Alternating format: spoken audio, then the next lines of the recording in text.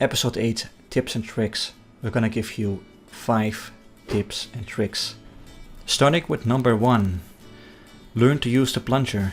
Especially beginners and keyboard users tend to shoot the ball like crazy into the playfield. Full power, not always required, because there are sometimes skill shots or shots where you don't bring yourself to the point where the ball can drain. So you can give yourself a pleasant experience from the word go with the plunger. You can use that by setting a custom power on this by moving it up and down.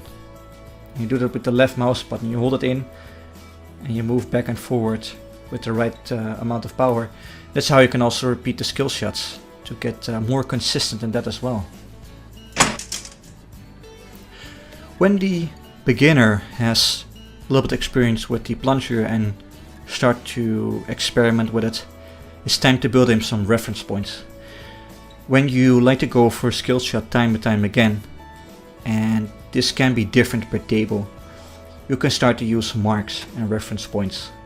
There's small tooth or small arrows on the both left and right side, and we can use the top and the bottom to make marks on where we shoot and how that affects the skill shot. So by having these points, you will know where to shoot, and for some tables that's more important than others, but it can be applied at all tables. And even if there's no skill shot, you can still gain an advantage on getting a bonus multiplier that was normally extremely hard to achieve. So start making some marks and get more feeling on where you have to shoot, and suddenly that extremely hard shot became the most easy shot in the world. Number 3, the quick pause skip. Now a lot of players, when they play the game, they like to change something in the settings. They change it and they go back to the game, but suddenly there's a 3-second timer, and for some people that's useful, but for some people this disturbs their natural rhythm, disturbs their focus, and they want to resume as quick as possible. If you want to skip it, you just hold both flippers at the same time and you skip the timer to get back to your natural rhythm. Number 4, reactivating the mini flippers. Now there are some tables that have mini flippers. We got here a table called Magic Castle, solid state machine, but also Devil Riders and Farfalla have this.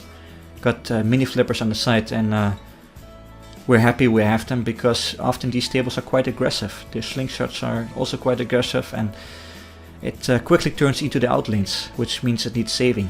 And what other way to do that is to use the mini flippers. They're perfect for that. So use the mini flippers and also start to think about reactivating them. And what I mean with that is that if you check above the right flipper, there is a light, and this light indicates that that right mini flipper can be used.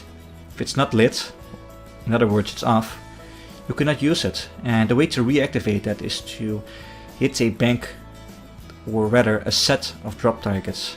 Bank of drop targets, which means there are multiple drop targets you have to hit in order to activate that light.